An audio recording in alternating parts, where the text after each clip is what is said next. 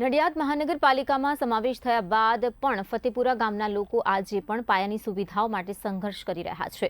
નડિયાદ નજીક આવેલ ફતેપુરા ગામ રોડ, રસ્તા, પાણી અને સ્ટ્રીટ લાઇટ જેવી મૂળભૂત સુવિધાઓથી હજી પણ વંચિત હોવાનું સ્થાનિકોમાં ભારે આક્રોશ સાથે જણાવાઈ રહ્યું છે। સ્થાનિકોના જણાવ્યા અનુસાર ગામના મુખ્ય રસ્તા પર સ્ટ્રીટ લાઇટની અછત હોવાથી રાત્રિના સમયે લોકોને ભારે મુશ્કેલીઓનો સામનો કરવો પડી રહ્યો છે। આ ઉપરાંત ફતેપુરાથી ચકલાસીને જોડતા માર્ગની હાલત પણ ખરાબ હોવાથી વાહન ચાલકો અને ગ્રામજનોને અવરજવર કરવામાં પણ તકલીફ ઊભી થઈ રહી છે।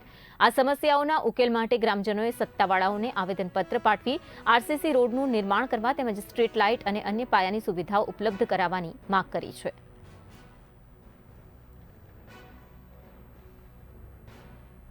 તો મનપામાં સમાવેશ છતાં પણ ફતેપુરાની પાયાની સુવિધાઓ હજુ પ્રાપ્ત નથી થઈ અને તેને કારણે ગ્રામ લોકોમાં ભારે આક્રોશ વ્યાપી ઉઠ્યો છે। આ અંગે રજૂઆતો પણ કરવામાં આવી રહી છે। વારંવાર રજૂઆતો છતાં તંત્રના ધ્યાને આ વાત ન આવતા હવે વિરોધની ચીમકી પણ ઉચ્ચારવામાં આવી રહી છે। જલ્દીથી જલ્દી પાયાની સુવિધાઓ પૂરી પાડવામાં આવે તેવી માંગ સાથે આવેદનપત્ર પણ પાઠવવામાં આવ્યું છે અને આ મામલે તુરંત જ કાર્યવાહી થાય, કામગીરી થાય તેવી પણ અપેક્ષા રાખવામાં આવી રહી છે અને જો આ કામગીરી જલ્દી નહીં થાય તો ઉગ્ર વિરોધની ચીમકી પણ ઉચ્ચારવામાં આવી છે। મોટી સંખ્યામાં ગ્રામ લોકો જોડાયા હતા અને આ મામલે રજૂઆત કરવામાં આવી હતી। તો ગ્રામજનોની હાલત દયનીય બની છે। સ્ટ્રીટ લાઇટ નથી, અવરજવર માટે રસ્તાઓ પણ જે બેહાલ છે અને તેને કારણે અવરજવરમાં પણ ભારે હાલાકીનો સામનો કરવો પડી રહ્યો છે। મનિરુદ્ધસિંહ ભારતસિંહ પરમાર, મારું રહેવાનું ફતેપુરા વોર્ડ નંબર 6 મેં કોંગ્રેસના ઉમેદવાર તરીકે મેં ઉમેદવારી કરી હતી। પરિણામ અમારા પક્ષમાં નથી આવ્યું, પણ સતત અમે પ્રજાની વચ્ચે જનહિતના કામો કરવા માટે અમે સતત એક્ટિવ રહેવાના છે। આજ રોજ અમે વોર્ડ નંબર 6ની અંદર લાગતા અને જે 10 ગામો નવા ઉમેરાયા છે એની અંદર ફતેપુરા સહિત બીજા ગામો ઉમેર્યા છે જે બેઝિક જરૂરિયાતોથી લાઈક રસ્તા, ગટર, પાણીથી વંચિત છે। આજે તમે સ્ટ્રીટ લાઇટના કનેક્શનો જુઓ તો મેઇન મુખ્ય રસ્તા ઉપર સ્ટ્રીટ લાઇટો નથી। એટલે આજે અમારી મુખ્ય રજૂઆત એ હતી કે એઝ સુન એઝ પોસિબલ બધે જે મુખ્ય રસ્તાઓ છે ત્યાં સ્ટ્રીટ લાઇટના કામો કરવામાં આવે।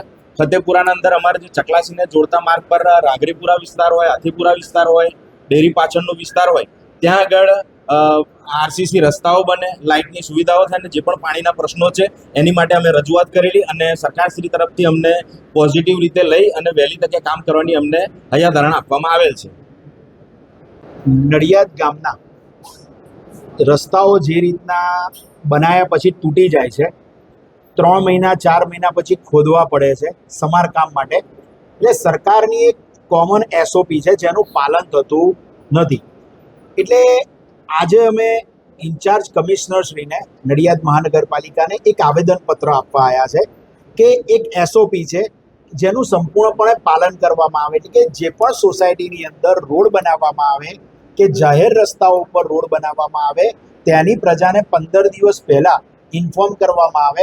એટલે ધારો કે સોસાયટીની અંદર રોડ છે તો MGVCL છે, પાણીની પાઇપલાઇનો છે, ગટરોના કનેક્શન છે, ઇલેક્ટ્રિકના કનેક્શનો છે, ગેસના કનેક્શનો છે, આ બધા જોડે સરકાર જ સંકલન કરે અને 15 દિવસ પહેલા એ લોકોને એક કાગળ દરેક ડિપાર્ટમેન્ટને મોકલી દે કે ભાઈ આ સોસાયટીમાં અમે રોડ બનાવવાના છે। એટલે એક ડિપાર્ટમેન્ટ જઈ અને સોસાયટીના પ્રશ્ન સોલ્વ કરે।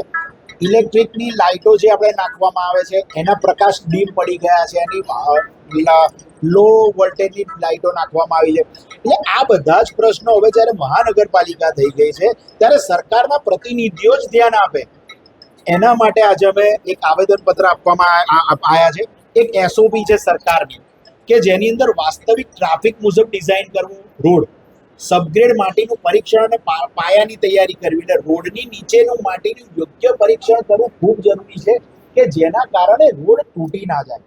યુટિલિટી શિફ્ટિંગ એટલે પાણીની line, drainage line, gas line, વીજ કેબલ અને એફઓસી જેવી યુટિલિટી લાઇટોનું શિફ્ટિંગ રોડ કામ પહેલા પૂર્ણ કરવું જેથી બાદમાં નવો રોડ તોડવો ના પડે, કાપવો ના પડે। અત્યારે જે નવા રોડો બનાવવામાં આવ્યા છે એની બંનેની 2-2 ફૂટની સાઈડે કાં તો પથ્થર નાખવામાં આવે કાં તો બ્લોક નાખવામાં આવે। એટલે ધારો કે કદાચ કંઈક પણ પ્રશ્નો થાય તો એની અંદર એ બ્લોક કાઢીને કે પથ્થર કાઢીને કામ થઈ શકે ને ફરી પાછા એટલે રોડ તૂટી ના જાય। એટલે ટૂંકમાં સરકાર જે કરોડો રૂપિયા આપે છે એનું સરખી રીતે સંચાલન થવું રોડ લેવલ પર, ગ્રાઉન્ડ લેવલ ઉપર ખૂબ જરૂરી છે, જેની આજે અમે લોકો રજૂઆત કરવા આવ્યા છે। બીજી વસ્તુ કે વોર્ડ નંબર 12 ની અંદર જે સ્ટ્રીટ લાઇટો નાખવામાં આવી છે નાના કુંડના રોડ ઉપર એનો પ્રકાશ ખૂબ ડીમ પડે છે.